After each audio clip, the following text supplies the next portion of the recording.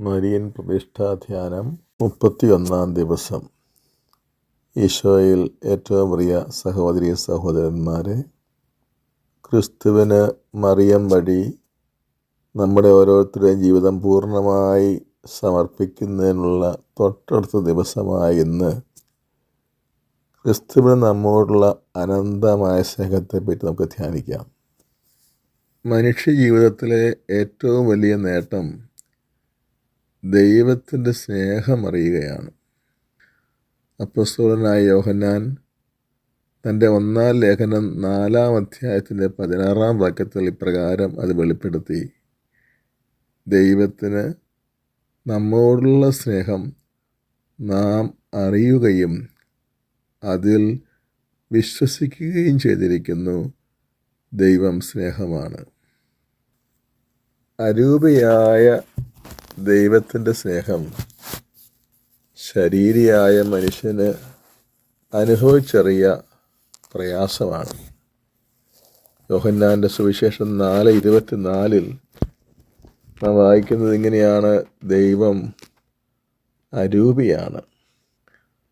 അതുതന്നെ ശരീരിയായ മനുഷ്യന് ദൈവത്തിൻ്റെ സ്നേഹാനുഭവം ഏറെ പ്രയാസകരമായ ഒന്നായി തീരുകയാണ്.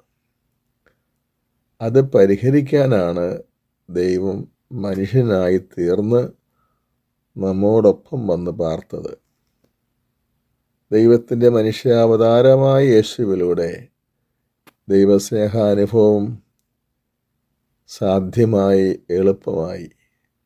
ഇക്കാര്യം യോഹന്നാൻ തൻ്റെ 1-ാം ലേഖനം 4-ാം അധ്യായത്തിൻ്റെ 8-ാമത്തെ വാക്യത്തിൽ രേഖപ്പെടുത്തി: തൻ്റെ ഏകജാതനായ പുത്രൻ വഴി നാം ജീവിക്കേണ്ടതിന് ദൈവം അവനെ ലോകത്തിലേക്ക് അയച്ചു. അങ്ങനെ ദൈവത്തിൻ്റെ സ്നേഹം നമ്മുടെ ഇടയിൽ വെളിപ്പെട്ടിരിക്കുന്നു.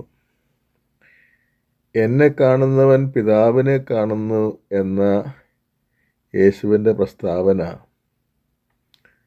ദൈവസ്നേഹമാണെന്ന സത്യം യേശുവാണ് വെളിവാക്കുന്നത് എന്ന് വ്യക്തമാക്കുകയാണ്. ആദ്യ ശിഷ്യന്മാർ അവരുടെ ദൈവസ്നേഹാനുഭവം യോഹന്നാൻ്റെ 1-ാം ലേഖനം 1-ാം അധ്യായത്തിൽ 1 മുതൽ 4 വരെ വാക്യത്തിൽ പറയുന്നത്: അവർ നേരിട്ട് കണ്ടും കേട്ടും സ്പർശിച്ചറിഞ്ഞും, യേശുവിനെ നേരിട്ട് കണ്ടും കേട്ടും സ്പർശിച്ചറിഞ്ഞും ദൈവസ്നേഹമാണ് തിരിച്ചറിഞ്ഞുവെന്നാണ്.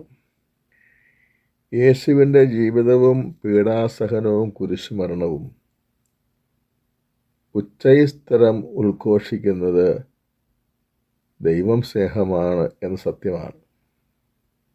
യേശുവിൻ്റെ ജീവിതം വിശകലനം ചെയ്താൽ അവിടുത്തെ എല്ലാ വാക്കും പ്രവൃത്തികളും, അവിടുത്തെ ഓരോ ചലനവും മനുഷ്യവർഗത്തോടുള്ള സ്നേഹത്തിൻ്റെ തീവ്രമായ പ്രകാശനമാണെന്ന് നമുക്ക് ധ്യാനിച്ചെടുക്കാൻ സാധിക്കും.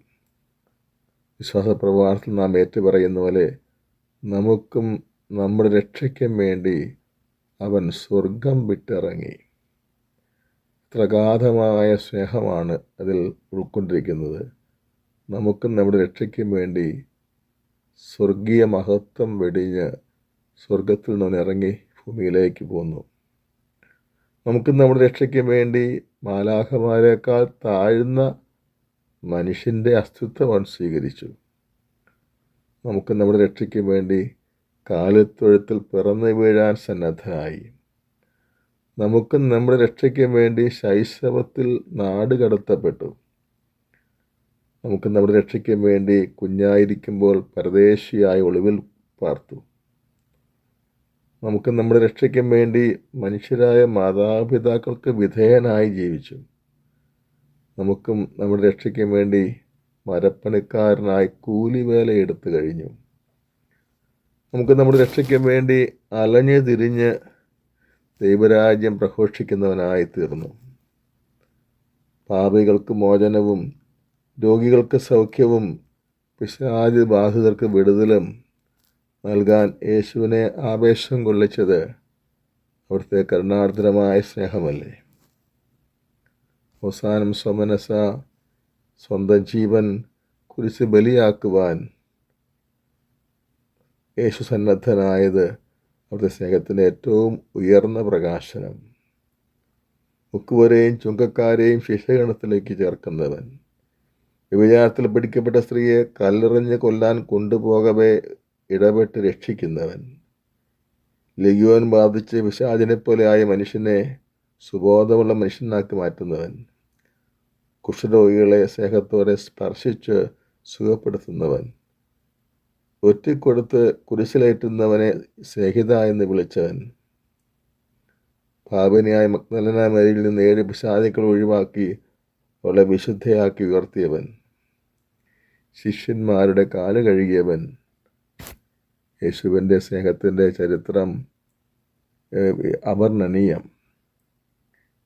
അവസാനം ശിഷ്യരോട് പറയുന്ന വാക്കുകൾ എത്രയോ സ്നേഹത്താൽ നിറഞ്ഞതായിരുന്നു. യോഹന്നാൻ 14:18 ഞാൻ നിങ്ങളെ അനാഥരായി വിടുകയില്ല.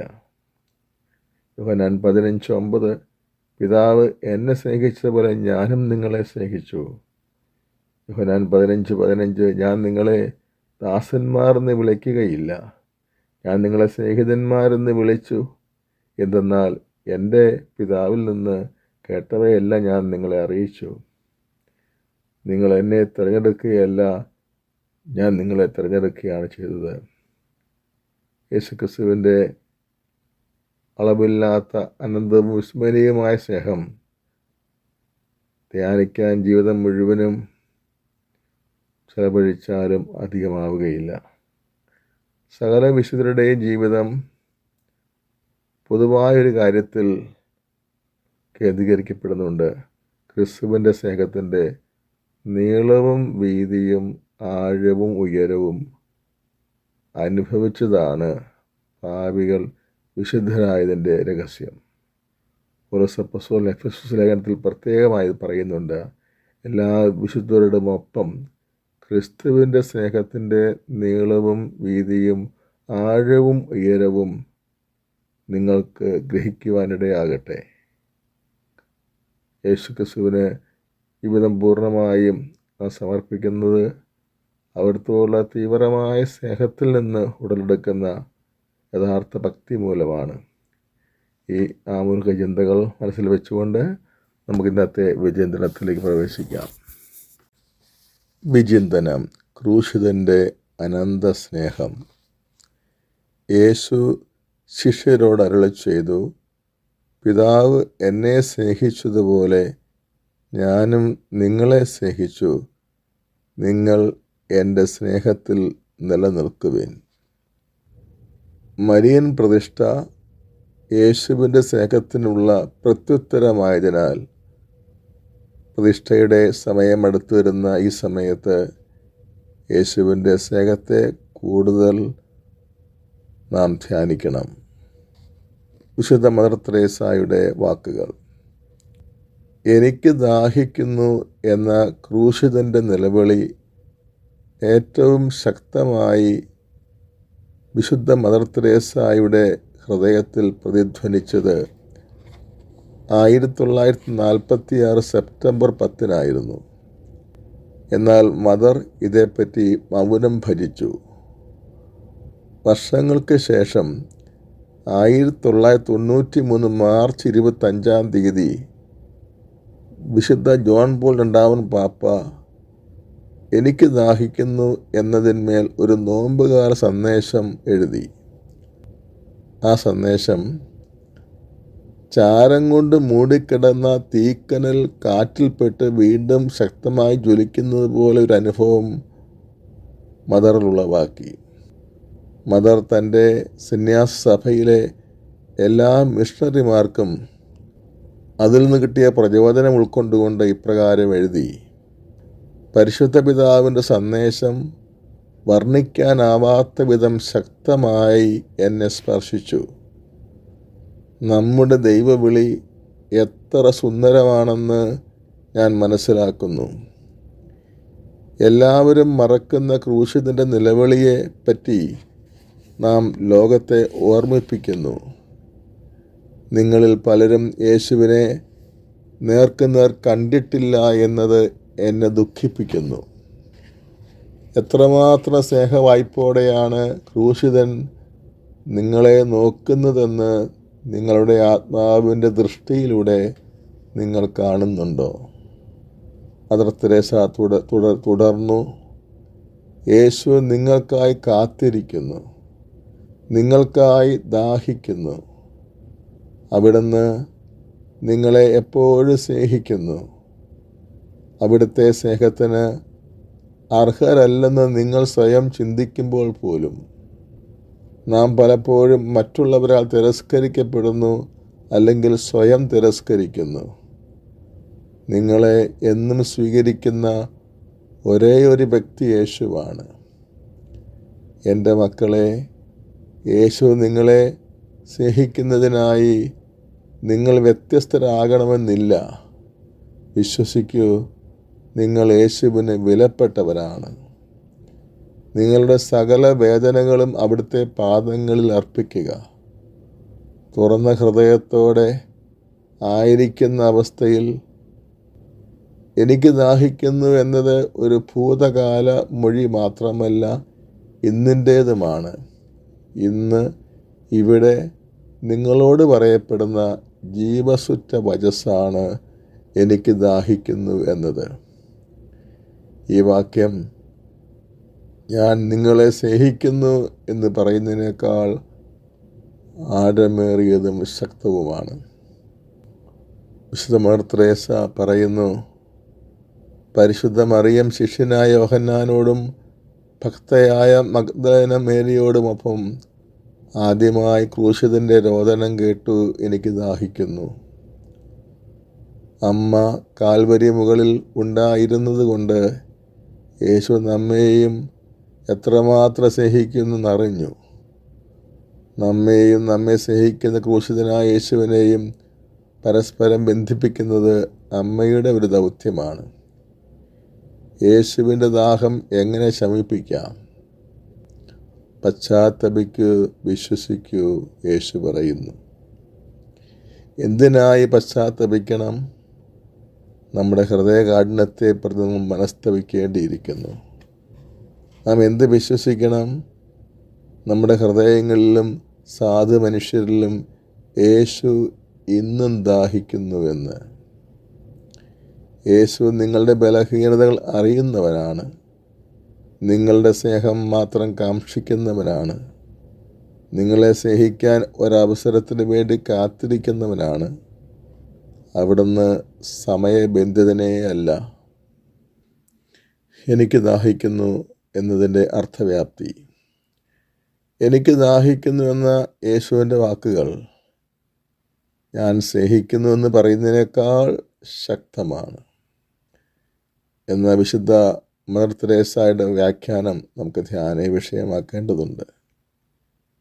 യേശുവിന് എന്നോടുള്ള അവർണ്ണനീയമായ സ്നേഹം അറിയുകയാണ് എൻ്റെ ജീവിതത്തിന് ഏറ്റവും ആവശ്യം. മറ്റപ്പോസ്തലന്മാരെല്ലാം പീഡാനുഭവ വേളയിൽ യേശുവിനെ ഉപേക്ഷിച്ചു പോയപ്പോൾ അവസാനം വരെ യേശുവിനോടൊപ്പം നിൽക്കാനും അവിടുത്തെ ദുഃഖാനുഭവങ്ങളിലേക്ക് ആഴത്തിൽ ഇറങ്ങിച്ചെല്ലാനും സാധിച്ച ശിഷ്യൻ യോഹന്നാൻ മാത്രമാണെന്ന വസ്തുത ഏറെ ചിന്തനീയമാണ്. അന്ത്യത്താഴത്തിൽ യേശുവിൻ്റെ വക്ഷത്തിലേക്ക് ചാരിക്കിടന്ന് അവിടുത്തെ ഹൃദയത്തിൽ നിന്ന് സ്നേഹം ഒപ്പിയെടുത്തതാണ് അതിൻ്റെ കാരണം. ആ ദൈവസ്നേഹാനുഭവം അത്ര തീവ്രമായിരുന്നു, ജീവിതകാലം മുഴുവൻ നിലനിന്നു. അതിനാൽ അദ്ദേഹം തൻ്റെ ജീവിത അന്ത്യത്തിലും ആഴമേറിയ ബോധ്യത്തോടെ ഇപ്രകാരം എഴുതി, ദൈവത്തിന് നമ്മോടുള്ള സ്നേഹം നാം അറിയുകയും അതിൽ വിശ്വസിക്കുകയും ചെയ്തിരിക്കുന്നു. ദൈവം സ്നേഹമാണ്. എനിക്ക് വേണ്ടി യേശു ദാഹിക്കുന്നു എന്നത് അവിശ്വസനീയമായി തോന്നാം, എന്നാൽ അതാണ് വാസ്തവം. എൻ്റെ പാപാവസ്ഥയും ദൗർബല്യങ്ങളും വീഴ്ചകളുമാണ് ഒരുപക്ഷെ മറിച്ച് ചിന്തിക്കാൻ എന്നെ പ്രേരിപ്പിക്കുന്നത്. എന്നാൽ എൻ്റെ ഈ കുറവുകൾ തന്നെയാണ് അവിടുത്തെ എന്നിലേക്ക് ആകർഷിക്കുന്നത്. രോഗികൾക്കാണ് വൈദ്യനെ ആവശ്യം എന്ന് അവിടുന്ന് തന്നെ പറഞ്ഞല്ലോ. മനുഷ്യപുത്രൻ വന്നത് നഷ്ടപ്പെട്ടു പോയതിനെ അന്വേഷിക്കാനും രക്ഷിക്കാനുമാണ് എന്ന യേശുവിൻ്റെ വചനം അർത്ഥശങ്കയ്ക്കിടയില്ലാത്ത വിധത്തിൽ ഇത് വ്യക്തമാക്കുന്നു. അതെ, മറ്റാരെക്കാളും വലിയ പാപി ഞാനായതിനാലാണ് എനിക്ക് വേണ്ടി യേശു കൂടുതൽ ദാഹിക്കുന്നത്. വലിയ പാപികൾക്ക് വേണ്ടിയാണ് യേശു കൂടുതൽ ദാഹിക്കുന്നത്. 5 ഭർത്താക്കന്മാരുണ്ടായിരുന്നവളും അതിനുശേഷം അവിഹിത ബന്ധത്തിൽ കഴിഞ്ഞിരുന്നവളുമായിരുന്ന സമരിയാക്കാരിക്ക് വേണ്ടിയല്ലേ ഭക്ഷണം പോലും ഉപേക്ഷിച്ച് നട്ടുച്ച നേരത്തെ വെയിലും കൊണ്ട് യാക്കോബിൻ്റെ കിണറ്റിൻകരയിൽ യേശു ദാഹാർത്തനായി കാത്തിരുന്നത്. ആ സ്ത്രീയോട് എനിക്ക് കുടിക്കാൻ തരിക എന്ന് പറഞ്ഞ യേശു അവളിൽ നിന്ന് വെള്ളം വാങ്ങി കുടിച്ചതായി സുവിശേഷത്തിൽ പറയുന്നില്ല. എനിക്ക് കുടിക്കാൻ തരിക എന്ന് യേശു പറഞ്ഞതിൻ്റെ യഥാർത്ഥ അർത്ഥം അവിടത്തേക്ക് ദാഹിക്കുന്നു എന്നായിരുന്നു. പാപിനിയായ ആ സ്ത്രീയുടെ രക്ഷയ്ക്ക് വേണ്ടി അവിടുന്ന് ദാഹിക്കുന്നു എന്നാണ് അവിടുന്ന് പറഞ്ഞത്. അതായത് പാപിനിയായ അവളെ ഈശോനാഥൻ അത്യധികമായി സ്നേഹിക്കുന്നുവെന്ന്. യേശുവിൻ്റെ പ്രീതി നേടാൻ പാപത്തിൽ ജീവിക്കണമെന്നല്ല ഇതിൻ്റെ അർത്ഥം. പ്രസ്തുത പാപത്തെപ്പറ്റി സുബോധമുള്ളവരാകുകയും അനുദപിക്കുകയും ദൈവത്തിലേക്ക് തിരിഞ്ഞ് രക്ഷ തേടുകയും വേണം.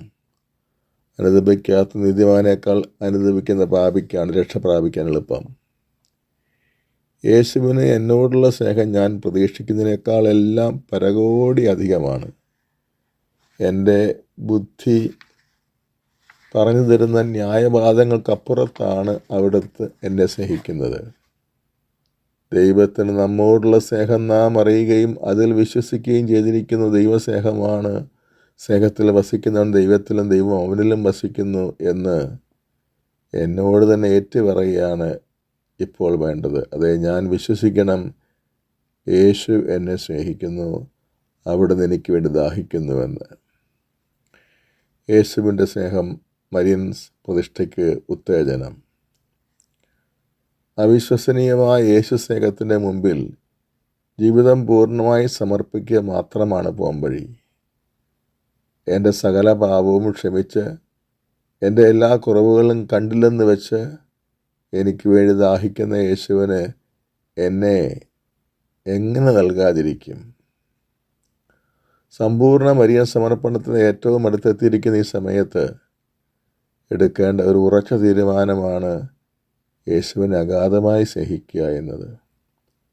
പിതാവ് എന്നെ സ്നേഹിച്ചതുപോലെ ഞാനും നിങ്ങളെ സ്നേഹിച്ചു, നിങ്ങൾ എൻ്റെ സ്നേഹത്തിൽ നിലനിൽക്കുവിൻ എന്ന അവിടുത്തെ വാക്കുകൾ നമ്മുടെ ഹൃദയത്തിൽ നിറയട്ടെ. എനിക്ക് ദാഹിക്കുന്നുവെന്ന് ഈശോ നമ്മോട് ഓരോരുത്തരും പറയുന്ന തിരുമൊഴി കേട്ട് നമ്മുടെ ഹൃദയം ഉരുകട്ടെ. വിശുദ്ധ ലൂയി ഡി മോൺഫോർട്ട് യഥാർത്ഥ മരിയഭക്തി 67-ാം ഖണ്ഡികയിലൂടെ പഠിപ്പിക്കുന്നു. യേശുനാഥ, ഞാൻ അങ്ങയെ ഗാഢമായി സ്നേഹിക്കട്ടെ. അങ്ങനെ അങ്ങയുടെ കരുണയാൽ ഞാൻ ഒരു യഥാർത്ഥ മരിയഭക്തനാകുന്നതിനും ദൈവമാതൃഭക്തി ലോകമെങ്ങും പ്രചരിപ്പിക്കുന്നതിനും എന്നെ അനുഗ്രഹിച്ചാലും. ക്രിസ്തുവേ, അങ്ങ് എൻ്റെ പരിശുദ്ധ താതനത്രേ. അങ്ങ് എൻ്റെ ദയാർദ്രനായ ദൈവമാകുന്നു. എൻ്റെ രാജാതിരാജനും നല്ല ഇടയനും ഏകനാഥനും നല്ല ഉപകാരിയുമാണ് അവിടുന്ന്. സൗന്ദര്യമൂർത്തേ, സ്നേഹഭാജനമേ, ജീവിക്കുന്ന അപ്പമേ, അങ്ങെൻ്റെ നിത്യപുരോഹിതനാണ്. മാതൃരാജ്യത്തിലേക്ക് എന്നെ നയിക്കുന്നവനെ, അങ്ങ് സത്യപ്രകാശമാകുന്നു. പരിശുദ്ധമായ മാധുര്യമേ, നേരായ മാർഗമേ, ഉത്കൃഷ്ട ജ്ഞാനമേ, നിഷ്കളങ്ക ലാളിത്യമേ, ശാന്തലയനമേ, സമഗ്ര വിമോചക, അങ്ങ് ആകുന്നു എൻ്റെ ഓഹരിയും നിത്യരക്ഷയും. യേശുക്രിസ്തുവേ, എൻ്റെ സ്നേഹനാഥ, ഞാൻ അങ്ങയെ ഒഴിച്ച് മറ്റുള്ളവയെ സ്നേഹിച്ചതെന്തിന്? ഞാൻ അങ്ങയെ മാറ്റി നിർത്തി മറ്റുള്ളവയെ ആഗ്രഹിച്ചത് എന്തിന്? ഞാൻ അങ്ങയുടെ മനസ്സിൽ അങ്ങയോട് കൂടെ അല്ലാതിരുന്നപ്പോൾ ഞാൻ എവിടെയായിരുന്നു? ഇപ്പോൾ മുതൽ എൻ്റെ ആഗ്രഹങ്ങളെ നിങ്ങൾ ഊഷ്മളമാകൂ, ഉരുകി യേശുവിലേക്കൊഴുകൂ, കുതിച്ചു പായൂ, മന്ദഗമനം അവസാനിപ്പിക്കൂ, ലക്ഷ്യത്തിലേക്ക് സത്വരം ഗമിക്കൂ. ആരായുന്നവനെ ഉത്സാഹപൂർവ്വം തേടൂ. ഓ യേശുവേ, അങ്ങയെ സ്നേഹിക്കാത്തവൻ ശപിക്കപ്പെട്ടവനാകട്ടെ. അങ്ങയെ സ്നേഹിക്കാത്തവൻ ദുഃഖം കൊണ്ട് നിറയട്ടെ. ഓ സ്നേഹ ഈശോ, അങ്ങയുടെ സ്തുതിക്ക് ഉപയുക്തമാം വിധം എൻ്റെ ശ്രേഷ്ഠ വികാരങ്ങൾ അങ്ങയെ സ്നേഹിക്കട്ടെ, അങ്ങിൽ ആനന്ദിക്കട്ടെ, അങ്ങിൽ വിസ്മയം കൊള്ളട്ടെ. ഓ എൻ്റെ ഹൃദയനാഥ, എൻ്റെ ഓഹരിയെ എൻ്റെ ഹൃദയം സ്തംഭിച്ചെങ്കിൽ അങ്ങ് മാത്രം എൻ്റെ ജീവനാകട്ടെ. എൻ്റെ ആത്മാവിനെ അങ്ങയുടെ സ്നേഹത്തിൻ്റെ കനൽക്കട്ട ഊഷ്മളമാക്കട്ടെ. അത് എൻ്റെ അന്തരാത്മാവിൽ കത്തി ഒരു വലിയ അഗ്നികുണ്ഡമായി മാറിയിരുന്നെങ്കിൽ അതെൻ്റെ ഹൃദയമാകുന്ന അൾത്താരയിൽ നിരന്തരം കത്തിച്ചൊലിക്കട്ടെ. അപ്പോൾ എൻ്റെ ആത്മാവിൻ്റെ ഇരുളടഞ്ഞ തലങ്ങളെല്ലാം അത് പ്രകാശിപ്പിക്കും. അങ്ങനെ ഞാൻ മരണമടയുമ്പോൾ അങ്ങിൽ ഒന്നായി ഭവിക്കട്ടെ. ആമേൻ. ബൈബിൾ വായന. വിശുദ്ധ യോഹന്നാൻ്റെ സുവിശേഷം 21-ാം അധ്യായം 1 മുതൽ 14 വരെയുള്ള വാക്യങ്ങൾ. ഇതിന് ശേഷം യേശു തിബേരിയാസ് കടൽ തീരത്ത് വച്ച് ശിഷ്യന്മാർക്ക് വീണ്ടും തന്നെ വെളിപ്പെടുത്തി. അവൻ വെളിപ്പെടുത്തിയത് ഇപ്രകാരമാണ്. ശിമയോൻ പത്രോസ്, ദിദിമോസ് എന്ന് വിളിക്കപ്പെടുന്ന തോമസ്, ഗലീലിലെ കാനായിൽ നിന്നുള്ള നഥാനയേൽ, സെബദിയുടെ പുത്രന്മാർ എന്നിവരും വേറെ 2 ശിഷ്യന്മാരും ഒരുമിച്ചിരിക്കുകയായിരുന്നു. ശിമയോൻ പത്രോസ് പറഞ്ഞു, ഞാൻ മീൻ പിടിക്കാൻ പോകുകയാണ്. അവർ പറഞ്ഞു, ഞങ്ങളും നിന്നോടുകൂടെ വരുന്നു.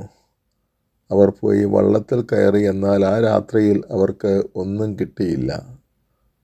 ഉഷസ്സായപ്പോൾ യേശു കടൽക്കരയിൽ വന്ന് നിന്നു. എന്നാൽ അത് യേശുവാണെന്ന് ശിഷ്യന്മാർ അറിഞ്ഞില്ല. യേശു അവരോട് ചോദിച്ചു, കുഞ്ഞുങ്ങളെ, നിങ്ങളുടെ അടുക്കൽ മീൻ വല്ലതുമുണ്ടോ? ഇല്ല എന്നവർ ഉത്തരം പറഞ്ഞു. അവൻ പറഞ്ഞു, വള്ളത്തിൻ്റെ വലതുവശത്ത് വലയിടുക, അപ്പോൾ നിങ്ങൾക്ക് കിട്ടും. അവർ വലയിട്ടു. അപ്പോൾ വലയിൽ അകപ്പെട്ട മത്സ്യത്തിൻ്റെ ആധിക്യം നിമിത്തം അത് വലിച്ചു കയറ്റാൻ അവർക്ക് കഴിഞ്ഞില്ല. യേശു സ്നേഹിച്ചിരുന്ന ആ ശിഷ്യൻ പത്രോസിനോട് പറഞ്ഞു, അത് കർത്താവാണ്. അത് കർത്താവാണെന്ന് കേട്ടപ്പോൾ ശിമയോൻ പത്രോസ് താൻ നഗ്നനായിരുന്നത് കൊണ്ട് പുറംകുപ്പായി എടുത്ത് ധരിച്ച് കടലിലേക്ക് ചാടി. എന്നാൽ മറ്റ് ശിഷ്യന്മാർ മീൻ നിറഞ്ഞ വലയും വലിച്ചുകൊണ്ട് വള്ളത്തിൽ തന്നെ വന്നു. അവർ കരയിൽ നിന്ന് ഏകദേശം 200 മുഴത്തിലധികം അകലെയല്ലായിരുന്നു. കരയ്ക്കിറങ്ങിയപ്പോൾ തീ കൂട്ടിയിരിക്കുന്നതും അതിൽ മീൻ വച്ചിരിക്കുന്നതും അപ്പവും അവർ കണ്ടു. യേശു പറഞ്ഞു, നിങ്ങളിപ്പോൾ പിടിച്ച മത്സ്യത്തിൽ കുറേ കൊണ്ടുവരുവിൻ. ഉടനെ ശിമയോൻ പത്രോസ് വള്ളത്തിൽ കയറി വലിയ മത്സ്യങ്ങൾ കൊണ്ട് നിറഞ്ഞ വല വലിച്ച് കരയ്ക്ക് കയറ്റി. അതിൽ 153 മത്സ്യങ്ങളുണ്ടായിരുന്നു. ഇത്രയധികം ഉണ്ടായിരുന്നിട്ടും വല കീറിയില്ല.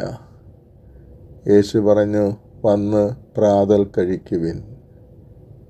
ശിഷ്യന്മാരിൽ ആരും അവനോട് നീ ആരാണ് എന്ന് ചോദിക്കാൻ മുതിർന്നില്ല. അത് കർത്താവാണെന്ന് അവർ അറിഞ്ഞിരുന്നു. യേശു വന്ന് അപ്പമെടുത്ത് അവർക്ക് കൊടുത്തു. അതുപോലെ തന്നെ മത്സ്യവും.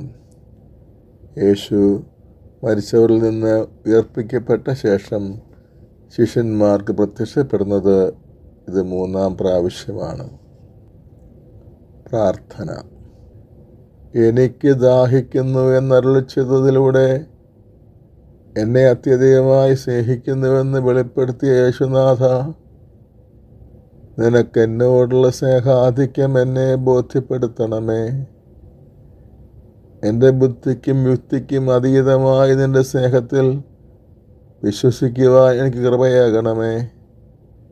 എനിക്കായി നീ ദാഹിക്കുന്നുവെന്ന വസ്തുത എൻ്റെ ഹൃദയത്തെ മഥിക്കട്ടെ, എൻ്റെ പ്രത്യാശ വർദ്ധിപ്പിക്കട്ടെ, എന്നിൽ ആനന്ദത്തിൻ്റെ തിരമാലകൾ ഉയർത്തട്ടെ. എൻ്റെ ബലഹീനതകളുടെയും കുറവുകളുടെയും കുറ്റബോധത്തിൽ നിന്ന് നിൻ്റെ സ്നേഹം എന്നെ പിടിച്ചുയർത്തട്ടെ. നിനക്ക് വേണ്ടി സമാനമായ ഒരു ദാഹം എനിക്ക് നൽകണമേ നാഥ.